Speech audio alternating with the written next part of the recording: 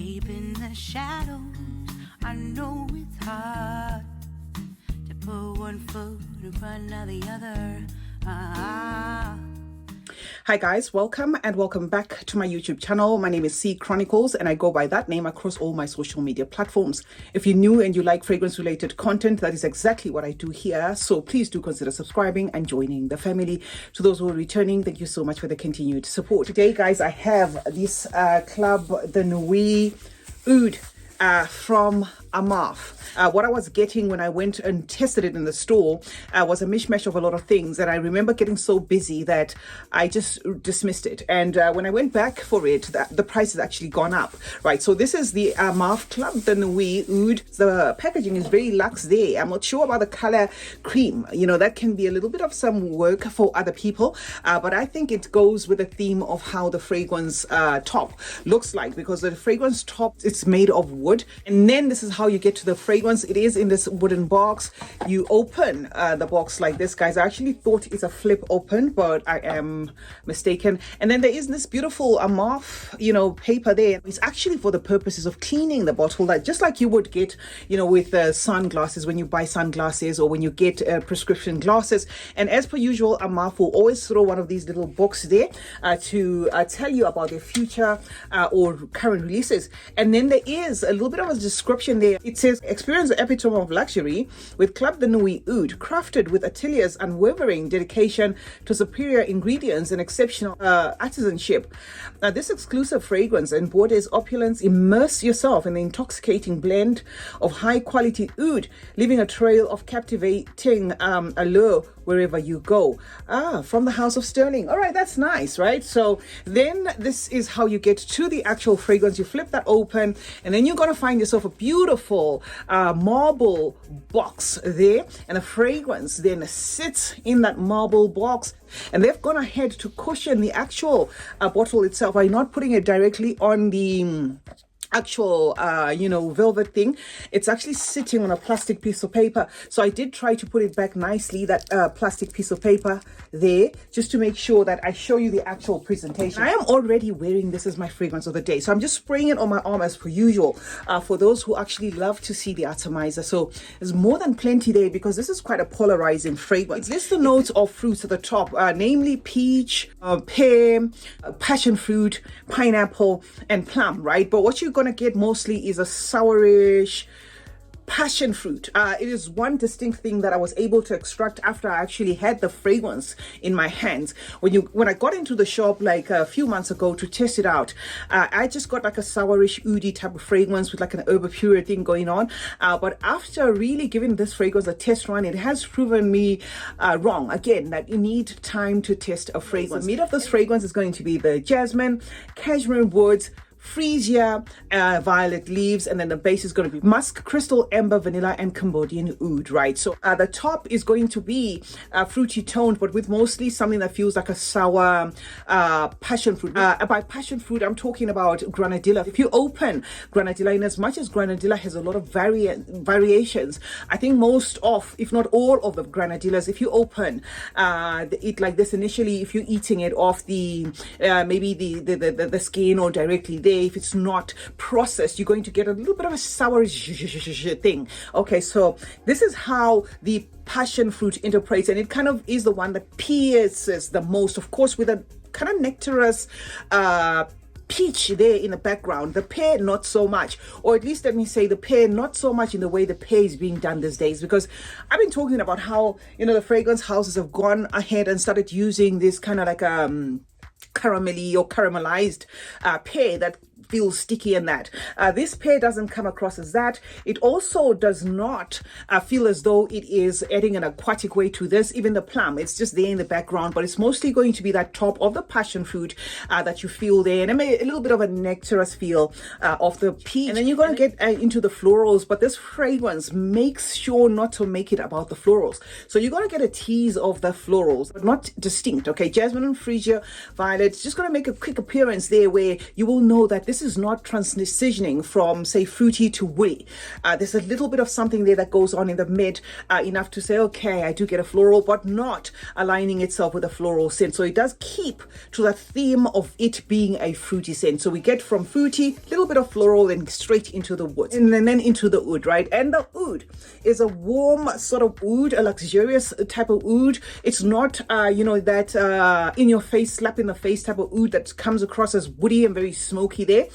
So it is an oud that just kind of like, romances everything. Not enough to say it's very oudy, but with that feel of this fragrance being a Middle Eastern style of fragrance. I can't call it a Western, it's style of fragrance. So it's going to feel Middle Eastern, but it's not going to be distinctly woody. Now, I can see the likeness to Herbapura, which is something that I also thought this fragrance was going to align with. But let me just correct that narrative. I'm actually one of the people that's been going around saying, oh, it's an Herbapura, clone that has been tweaked. You are going to get some familiarity or something that you get from Herbapura, something that you get from Kirke, but it doesn't make it about that. This fragrance is so complex and very difficult to describe that I have to, structure it in story form, and you have to follow through without getting lost, right? So the Herbapura thing is going to be there, just pacifying you mainly because of that passion fruit.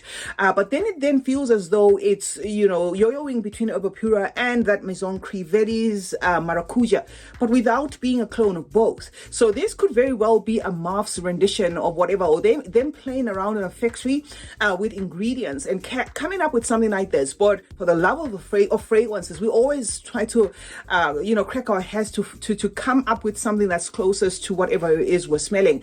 It's safe enough, guys, to say this could very well be a standalone, because I'm getting a very complex juice here, but yes, an unmistakable thing, like a tease of what you would get from Herbapura as well as Kirke, just a little, not so much of Kirke, but a little bit of Herbapura. Then it quickly shifts, right? So the Herbapura dance is going to be mostly, dangled in your face there, because of the way the fruity tone, or the fruity makeup, or the fruity DNA of this is made up. But then, as it shifts into that Cambodian oud and that ambery wrap up and the vanilla finish, you are going to feel that this fragrance is different. So what I can say about this is, don't be like me. I mean, don't walk into the store, spray this one, and then just dismiss it, right? It's a fragrance that when you spray it, it's going to be on you the whole day. But because it would be an initial spray, it might rub you the wrong way, because it's one fragrance that you really need to get a little bit of your time or your nose on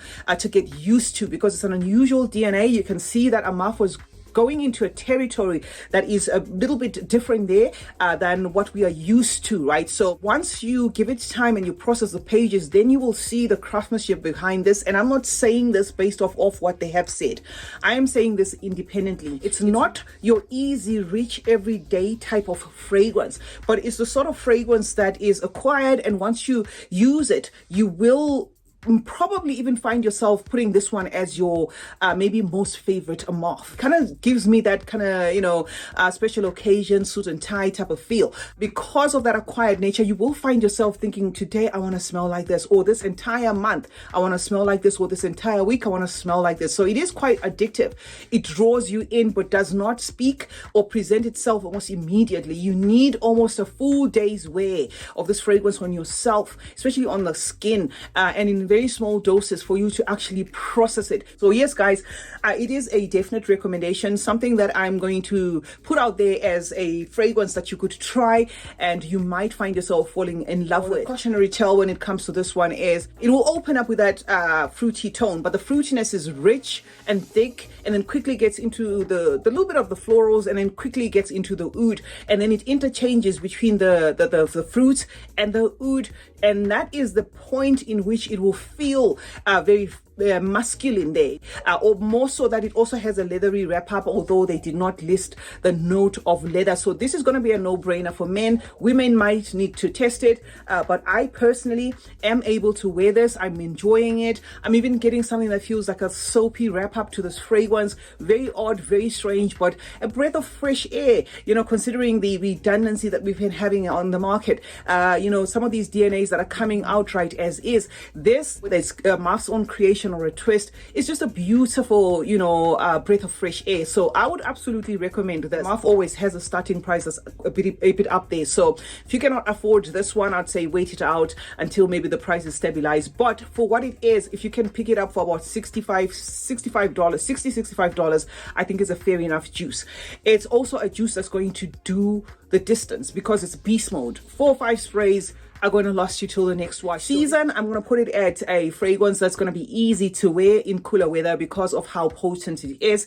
But if you are accustomed to a lot of fragrances, you would probably be able to pull this one all through the year. So for Armaf Club de Nuit Oud, beautiful fragrance, beautiful bottle. It does have like that reflection thing, like it's got a mirror on it, but looking at it like this, it doesn't really show. But it kind of has like a goldish accent to it. So I can see why they put that cloth. The CeeChronicles is my name. Thank you so much for joining me today. Let's meet in the comment section, guys, where we'll obviously discuss more about fragrances. Let me know your thoughts on this one. Have you had your nose on it? If you are in doubt, get yourself a little tester and, revisit that tester from time to time. You might find yourself gravitating towards this fragrance. Remember to turn on post notifications.